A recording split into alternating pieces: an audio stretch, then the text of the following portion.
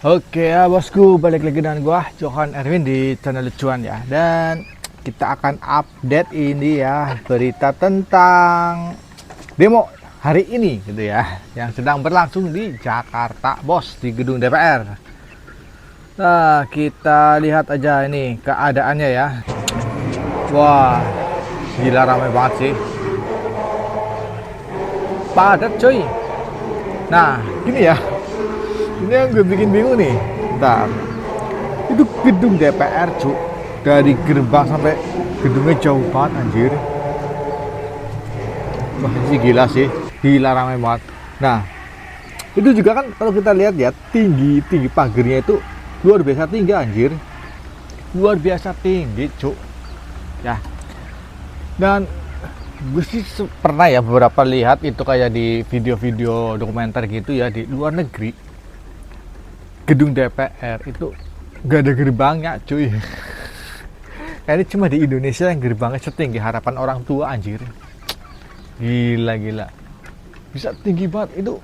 Sekarang udah gerbangnya tinggi banget, itu juga dari gerbang ke gedungnya itu jauh banget cuy. Sekarang gimana kita orasi di situ menyampaikan aspirasi, di sana di gedung denger itu nggak mungkin cuy. Maka itu kenapa setiap demo tuh mungkin nggak pernah denger ya, itu karena gedungnya aja sendiri tuh disetting, didesain supaya tidak bisa mendengarkan suara rakyat cuy. Wah, gila nggak? Anjir lah. Nah, DPR RI berkomitmen agar pembentukan RUU perampasan aset harus diselesaikan paling lambat pada tanggal 15 Desember 2026. DPR RI lagi nih. menyatakan kesiapannya untuk mengundurkan diri dari jabatan sebagai pimpinan ataupun anggota DPR RI apabila sampai dengan tanggal 15 Desember 2026 RUU tersebut tidak disahkan dalam paripurna DPR Nah, RI. itu hasilnya ya. Oke. Itu adalah hasil dari ini ya, dari hasil dari apa namanya? Hasil dari demo ya. Itu dari dialog gitu. Perwakilan demo dengan apa namanya ya, dengan ya DPR gitu ya. Nah, gini, gue jadi sebenarnya agak pesimis juga ya, karena kita tahu lah ya, DPR itu dari dulu juga udah janji tapi ujung-ujungnya nol gitu loh. Terus yang gue bikin tanya, kenapa harus nunggu sampai 15 Desember cuy? Sekarang Agustus ya. Agustus, anggaplah September lewat lah, September, Oktober, November, Desember. Ya 3 bulan lah, anggaplah 3 bulan cuy. Ya elah, mengesahkan doang butuh 3 bulan. Rancangan itu udah ada bertahun-tahun sebelumnya cuy. Bahkan di Presiden Jokowi gitu ya, Joko Widodo itu udah sering kan meminta DPR untuk mengesahkan. Tapi ya nggak pernah gitu, nggak pernah disahkan. Dan ini mengesahkan aja masih harus nunggu sampai Desember cuy. Buat apa?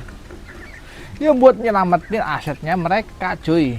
Pertama ya, kalau menurut pandangan gue pribadi, buat aset mengamankan aset mereka ya. Nggak tahu ntar gimana caranya ya, pasti mereka udah lebih tahu. Pertama.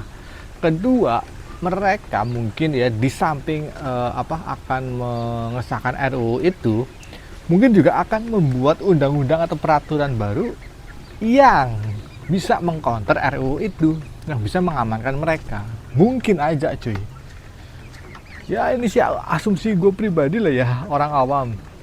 Soalnya kalau misalnya DPR membahas masalah tunjangan itu, wah itu langsung dituk cepet cuy. Tapi kalau kayak gini kenapa harus minta waktu spare?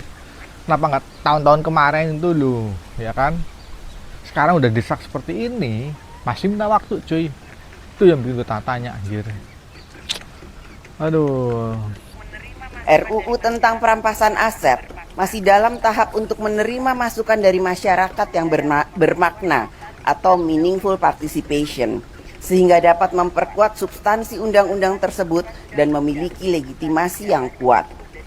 Kualitas pembentukan undang-undang tentu saja tidak hanya diukur dari banyaknya undang-undang yang dihasilkan, akan tetapi seberapa banyak manfaat yang dapat dirasakan rakyat dengan hadirnya undang-undang tersebut. Ini menunggu dari rakyat yang mana gitu loh. Rakyat udah dari dulu udah demo ya, dari tahun kemarin udah demo buat supaya disahkan ya. Oh ya masih alasannya itu menunggu terus rakyat terus. Nah ini rakyat yang mana coy? Gue lama-lama gede semua sama aduh. Ya Allah, sebenarnya kalau kayak ketua DPR siapa yang milih sih gitu loh. Anjir lah. Kayak gini dipilih, Cuk. Berapa banyak ada perputaran di center jadi di sana? Bisnis, pemerintahan, kedutaan besar mengganggu keamanan. Mengganggu keamanan. Siapa yang merasa terganggu? Negara yang merasa terganggu. Negara yang merasa terganggu. Dianggap mengganggu masyarakat. Jadi sebenarnya gini ya, kalau misalkan dari pemerintahannya aja itu udah langsung gercep cuy, dengerin aspirasi rakyat, nggak akan terjadi seperti ini gitu loh. Kan masalahnya di situ, Cuk. Aduh, ini ya gimana ya, aparatnya juga nggak ada yang pro rakyat gitu loh. Ya kayak kita harus gimana gitu loh. Aduh, pusing. Gue juga kadang ya bingung ya, gue ya kayak gue sebagai rakyat ya, gue usaha modal sendiri, promosi sendiri, ngembangin sendiri, berjuang sendiri, giliran udah ada hasil keluar surat pajak, anjir ya gimana kan. Jadi gue kadang gedegnya gitu loh, gak ada pendampingan, gak ada apa. Mau ngambil kur aja itu susahnya minta ampun cuy. Mungkin di atas bilangnya mudah, tapi di bawah realitanya sulit cuy. Anjir. Aduh, ya sih gue berharap ya dengan adanya demo ini semuanya kondusif gitu ya, dan juga akan ada dampak yang positif lagi ya. Ada dampak positif lah, semoga aja lah. Jangan kayak gini terus lah, gue juga bosen loh ngerasa kayak berjuang tapi kayak gak ada kemajuan, anjir. Jadi aduh, gimana jadi gimana tuh menurut kalian gitu ya tentang demo ini dan hasilnya? Oke, gue tunggu tanggapan kalian di kolom komentar ya. Dan thank you buat yang udah hadir, thank you buat udah like, udah komen, udah subscribe, thank you buat bosku. Gue cuma bisa doakan kalian semoga sehat selalu, terlanjut terus rezekinya. Oke, amin ya Bang. See you next video, bye. Mending ngasih makan ayam, cok. Aduh.